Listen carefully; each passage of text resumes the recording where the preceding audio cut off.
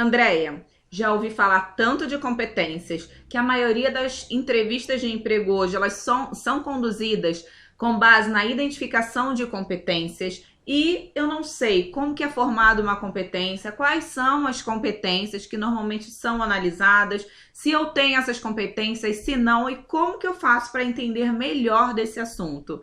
A dica é, fica comigo porque no vídeo de hoje eu vou trazer inúmeras dicas, vou trazer muita explicação que certamente vai clarear a sua mente a respeito dessas competências e vai ajudar você a identificar quais competências você tem.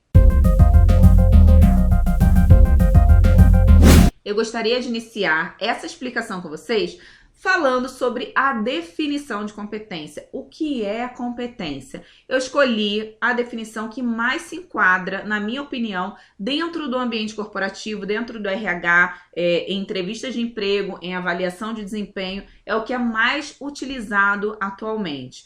Essa definição é de Scott B. Perry e ela diz o seguinte: competências é um agrupamento de conhecimentos, habilidades e atitudes correlacionados que afeta parte considerável da atividade de alguém, que se relaciona com o desempenho, que pode ser medido segundo padrões pré-estabelecidos e que pode ser melhorado por meio de treinamento e desenvolvimento. O que essa definição traz de super bacana pra gente? Traz o fato de que toda competência é desenvolvida, ou seja, não é inata. Você não nasce sabendo se comunicar assertivamente, não. Você não nasce sendo um líder, você não nasce sabendo resolver problemas. Não, são competências adquiridas ao longo da nossa vida.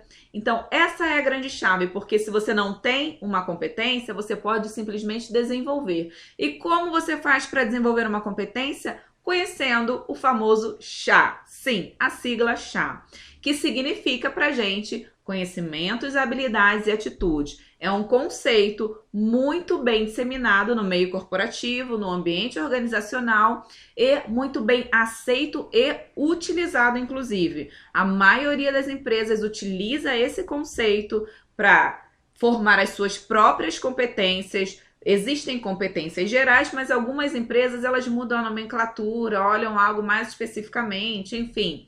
Mas fato é que elas utilizam esse conceito para fazer as suas avaliações, seja durante uma entrevista, seja numa avaliação de desempenho. Então vamos lá, o que significa o famoso CHA? Conhecimentos, habilidades e atitudes. Conhecimento. Vou explicar cada um para vocês e depois eu também vou trazer um exemplo para que vocês entendam e um tipo de pergunta que investiga uma competência e como que você deve responder, enfim, por que você deve responder essa pergunta, tá? Então, vamos lá. Conhecimento.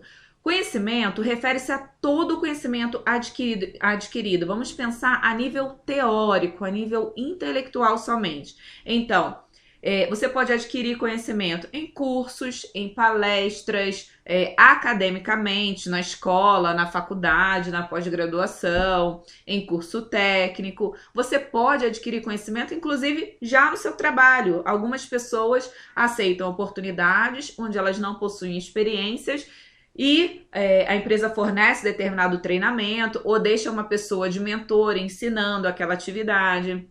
Então, todo o conhecimento teórico, ele se engloba aí nessa parte, nessa esfera, das 3 esferas de conhecimentos, habilidades e atitudes, se encaixa nessa esfera de conhecimentos. E aí nós vamos para a parte de habilidades. O que significa habilidade? Habilidade significa saber fazer. Então, conhecimento refere-se ao saber e habilidade refere-se a saber fazer. Então, você aprendeu teoricamente e você vai praticar. Você vai colocar o seu conhecimento teórico na prática para desenvolver ali aquela habilidade.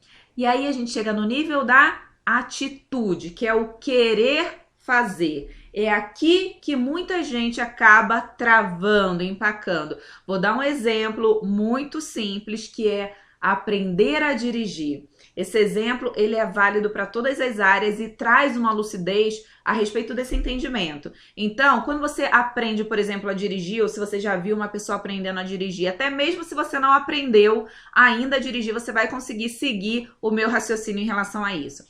Para a pessoa aprender a dirigir, como que funciona? Primeiro ela vai adquirir o conhecimento teórico de como que eu vou dirigir, como que é formado um carro, o que eu preciso aprender do carro. Você entra dentro do carro, ainda que seja naquela hora, você entrou no carro e o instrutor ele vai passar para você, olha, esse daqui é o retrovisor, esse daqui é o freio, acelerador, embreagem, aqui você pode brecar o carro, puxando aí o freio de mão.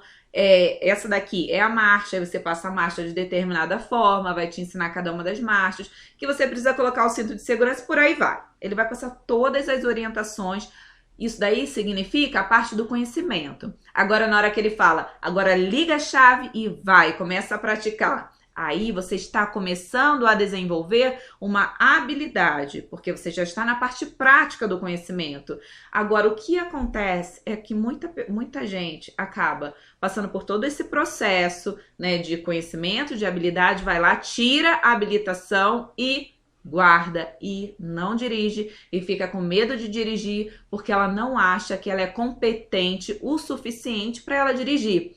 Ou seja, ela ainda não tem uma competência, ela ainda não tem a competência de direção.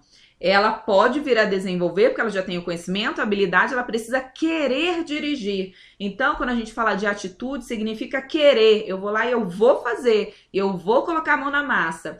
E aí, o que o recrutador faz durante uma entrevista é identificar se a pessoa tem essas competências. E as competências, elas são observáveis. Outra pessoa consegue descobrir se você tem determinada competência ou não. Olha aí o exemplo muito simples que eu vou te dar. Você observa uma pessoa, conhece alguém que você percebe que a pessoa dirige super bem, que ela estaciona em quase qualquer vaga ou qualquer vaga, que essa pessoa dirige 3.000 quilômetros numa viagem, que dirige 800 quilômetros, que ela consegue estacionar o carro bem de ré, que ela para numa ladeira, enfim, você vai falar o quê? Que essa pessoa manda super bem na direção, que ela tem a competência de dirigir super bem. Já uma outra pessoa que você conhece, você sabe que tem uma direção um pouco arriscada, que ela dirige e breca na hora errada e dá aquele sacolejo, que não consegue estacionar bem, que não tem coragem de pegar uma rodovia, de dirigir para longe, você vai falar o quê? Essa pessoa sabe dirigir mais ou menos. Ou seja, ela não tem uma competência. Ainda que ela tenha, você pode até considerar, ela faz, ela quer fazer. Então, ela até já tem essa competência, mas ela é júnior nessa competência. E existem pessoas que são plenas e pessoas que são sêniores em determinada competência. Então, até nisso é possível, até esse nível da competência, é possível, de certa forma, identificar, correndo alguns riscos aí, né?